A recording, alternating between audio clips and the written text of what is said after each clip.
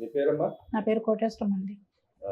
ఈరోజు మీకు గ్యాస్ దాని మీద వచ్చారు. మినిస్టర్ గారు వచ్చారు, ఎమ్మెల్యే గారు వచ్చారు. ఎలా ఫీల్ అవుతున్నారమ్మా? చాలా సంతోషంగా ఉందండి. మా ఇంటికి రావటం వాళ్ళు పెద్ద పెద్ద వాళ్ళు, ఈ ప్రభుత్వం వాళ్ళు ఇంత పేదవాళ్ళ ఇంటికి కూడా వస్తున్నారంటే చాలా సంతోషించాల్సిన విషయమేనండి. వచ్చి ఏం చేశారమ్మా ఇక్కడ? సారు టీ పెట్టించుకుని తాగెళ్ళారండి. ఎలా అనిపిస్తుందమ్మా నీకు? మాటలు రావట్లేదండి నాకైతే. అంటే మీరు ఏమైనా ఎక్స్పెక్ట్ చేశారు ఇలా గవర్నమెంట్ అసలు ఇట్లాంటి పథకాలు అమలు చేస్తారు, ఇంత కష్టకాలంలో కూడా ఇస్తారని మేము అసలు అనుకోలేదండి. అది నాకు ఈ ఏరియాలో నాకు ముందు వచ్చింది అనేటప్పుడు నాకు ఇంకా చాలా సంతోషంగా ఉందండి. నేను కూడా అర్హురాలు అయినందుకు నాకు కూడా చాలా సంతోషంగా ఉందండి. అంటే వైఎస్ జగన్మోహన్ రెడ్డి గారు అంటారు అసలు ఏం చేయలేదు అంత. ఇవన్నీ చూసిన తర్వాత కూడా అబద్ధాలని ఎలా అనగలుగుతారండి అసలు? మరి ఆయన అంటున్నారు కదా అబద్ధాలు, ఆయన అసెంబ్లీకి రావట్లేదు ఒక పక్క, కానీ మీలాంటారు వరదప్పుడు ఏమి సాయం చేయలేదు అన్నారు. చేసిన వాళ్ళు చేస్తాను అన్నారు, చెప్పుకున్న వాళ్ళు చెప్పుకుంటానన్నారు. అందరికీ అందిందండి. అంటే మీ ఏరియాలో కార్పొరేటర్ ఉన్నారండి? మీ ఏరియా కార్పొరేటర్ ఉన్నారండి. YCP TDP? ఇప్పుడు వరకు వైసీపీనండి. వైసీపీ కదా. వాళ్ళు ఏమైనా వచ్చి మాకు మా ఇంటికి అసలు రాలేదండి. మాకు అసలు ఏమి రాలేదండి. ఇప్పుడు మీ ఏరియాలో రిటైరింగ్ వాల్ కట్టారు కదా, కట్టారు. ఎవరి టైంలో కట్టారండి? అది చంద్రబాబు నాయుడు గారు పెట్టినప్పటి నుంచే ఉందండి. ఇంకా కొంచెం గ్యాప్ ఉందండి, ఇప్పుడు కాదండి. దాన్ని పూర్తి చేశారు. మరి వరద అందరూ మునిగిపోయినా కానీ మాకు ముందు మునిగేదే కృష్ణలంక అండి. అది ఉండబట్టి కృష్ణలంక సేఫ్ అయిందండి.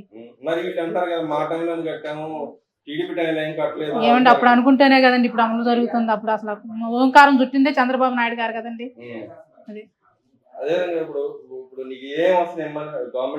గవర్నమెంట్ సైడ్ నుంచి అర్హులైన అందరికీ అందుతున్నాయి కదండి. మాకు మాత్రం ఇంతవరకు అర్హతుందని ఇప్పుడు ఈ గ్యాస్ వరకు ఇచ్చారండి. మాకు పిల్లల చదువులు అయితే అయిపోయిందండి. అమ్మఒడి అవి కూడా మాకు లేదండి. రేషన్ వస్తుందండి.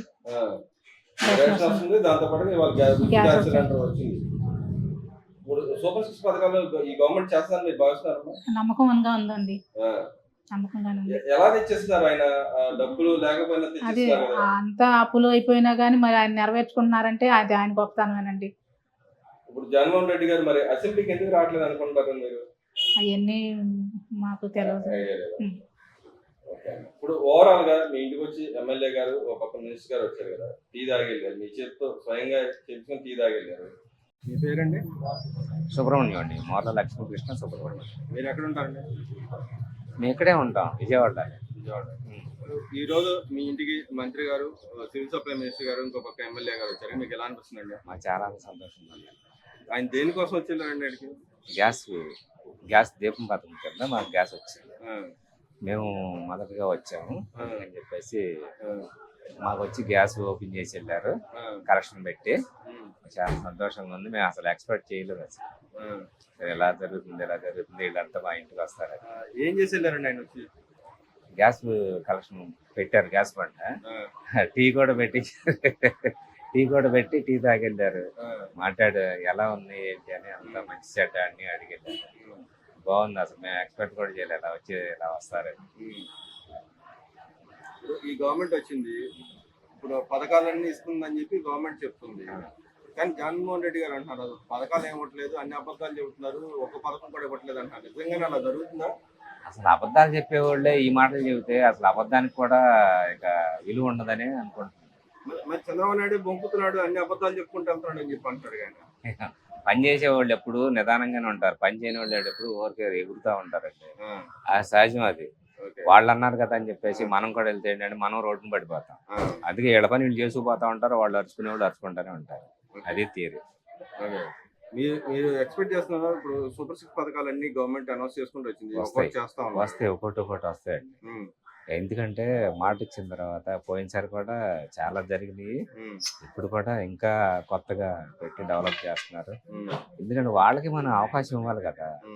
అన్ని ఒకే రోజు అన్ని ఇంట్లో ఉండి నేను ఒకే రోజు తినలేం కదండి, ఇంట్లో కూడా తినాలి, అన్ని వస్తాయి.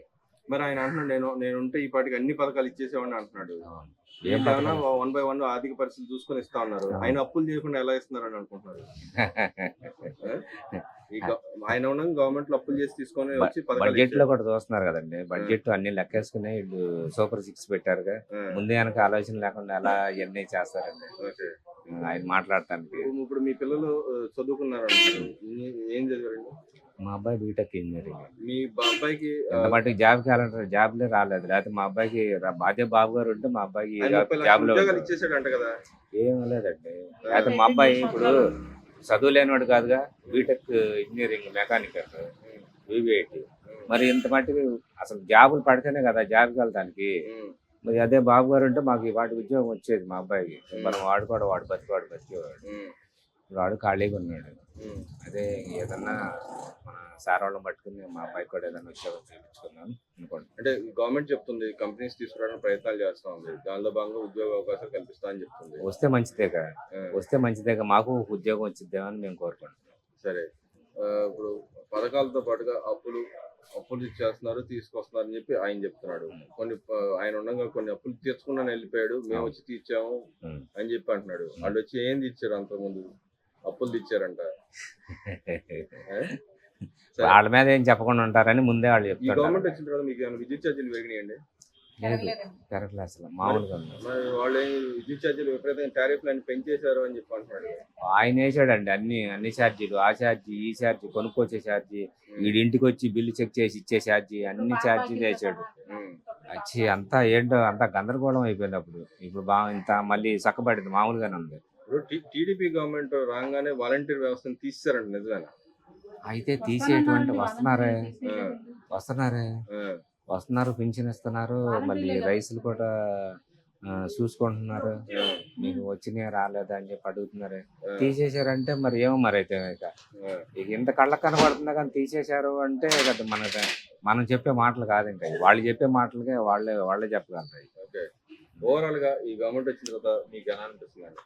బాగా జరుగుతున్నాయి, బాగా జరుగుతాయి కూడా, అందరికీ మంచి జరిగింది.